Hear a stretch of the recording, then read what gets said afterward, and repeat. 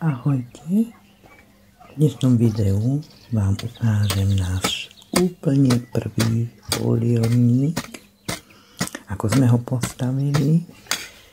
Prvé, čo už konštrukcia stojí, takže prvé, čo som spravila, som sa snažila vykopať aspoň ten trávnik, ešte predtým, ako fóliu naložíme. No mám taký tupý rýl alebo naradie, ale tak je to dôležité aj tak ešte kvôli veterným podmienkam. Ako vidíte, ešte som porýľovala. Vytváram si také účko. Bolo potrebné prevrátiť riadne pôdu, lebo neviem, kedy naposledy tu mohli sadiť predošlí majitelia.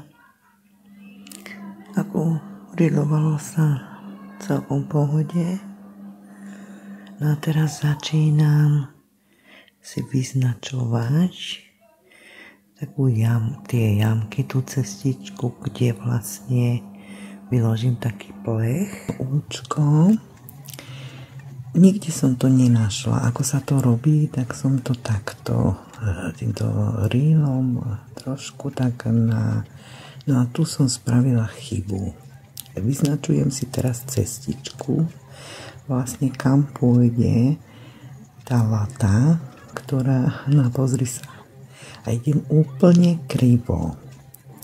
Takže takto to nerobte. Takto sa to nemá robiť, pretože tam sa ti to skresľuje všetko pred tebou a keď sa pozrieš naspäť, tak vidíš úplne krivú cestičku, takže takto nie. Môžeme začať znova. A takto som vymyslela dve také kovové tyče, som zapichla tak narýchlo a šnúrku som si pripevnila. No a teraz už pôjde, hádam, rovno. Takže znova. No tak toto môže byť správne. Inak potom som si taký krompáč zobrala a tým som tam takú hrubšiu, väčšiu dierku musela spraviť, dierku, cestičku. No je to teraz také komediálne úplne, pretože tá cestička tam je úzká na toto drevo, ale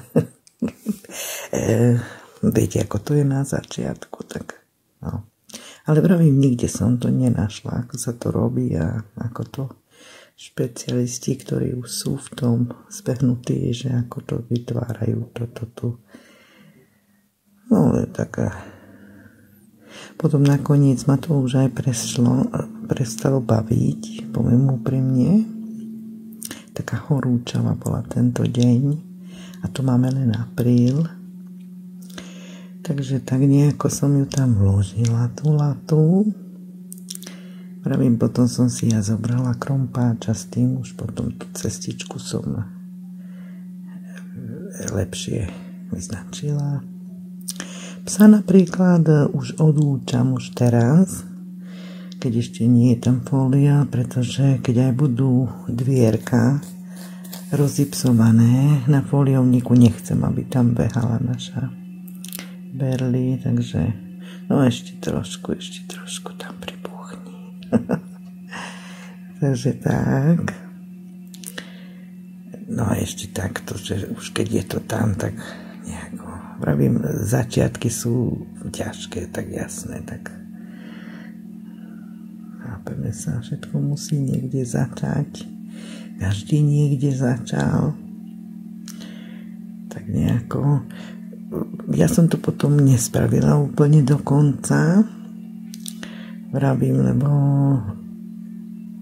máme napríklad dneska 27. apríla a ešte nemám posadené, takže no a tu teraz ideme dávať fóliu so synom. Tak veľmi dúfam, že ja som to potom zrýchlila, lebo tak je to dlhé video, bolo by to veľmi dlhé. Takže fóliu som si vyťahla, pretože predstavte si, mne sa stala taká vec, že ja som ti objednala, že fóliovník, hej? No jasné, tak to mala krabica a bola to len táto fólia. Tak samozrejme, že som musela tú konštrukciu potom ešte raz doobjednať vlastne. No a takto sa nám, keďže je to zrýchlené, nevidno to až tak, ale nám fúkalo riadne nám to fúkalo, takže... Ale šikovní sme boli. Píše sa, že 3 dospelé osoby by to mali robiť. Čo na internete som pozerala na YouTube, zbehlých záhradkárov, tak väčšinou sa sťažujú, že tá fólia, tam je to ťažké. No ja by som povedala práve, že nie. Práve, že tá konštrukcia, stavanie tej konštrukcie, to nám trvalo 3 hodiny. Traja. No, to som nespravila video. Bola som rada, že synovia majú voľno a že to spúchame spoločne, takže... No a už fólia je hore. Veľké sklamanie nás stretlo s týmto, pretože také suché zipsy sú na bokoch znútra. A ono ti to je úplne mimo konštrukcie. Takže nie všetky suché zipsy sme vedeli na bokoch, už myslím hore, vyššie. To sme absolútne nevedeli pripnúť, ale na spodku. Sranda, že píše sa a hovorilo sa, že tá fólia by mala vyčnievať dole, myslím, spodnú časť na vonkajšok a to treba zemou zakopať. No ja som to spravila úplne ináč. Dovnútra som ju vzťahla. Dovnútra, teraz to môžete vidieť, takto keď si. Takže ťaháme, aj tam sú suché zipsy, no to sme ku konštrukcii vedeli ten spodok pripevniť. Takže my sme tú fóliu vtiahli, no a to není problém, ja si ju tam natočím, alebo jednoducho zakopem zemou, to není problém. Lebo tak nejako musí držať, takže tam sme to tie suché zipsy a pravím na bokoch, tak pri oknách, myslím, tam to sa nie všetky suché zipsy, to je padielek.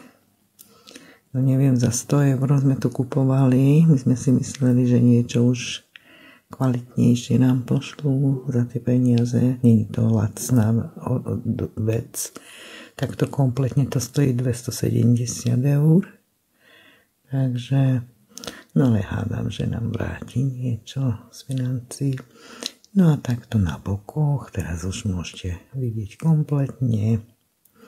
Na bokoch sme takisto šnúrkami. No takto som to myslela, že takto som to stiahla a pripevnila tými suchým zipsom. 60 stupňov máme teraz, keď ešte vonku len 23. Som zvedavá na leto, takže už sa teším. A uvidíme sa v ďalšom videu, kde už budeme sadiť. Zatiaľ.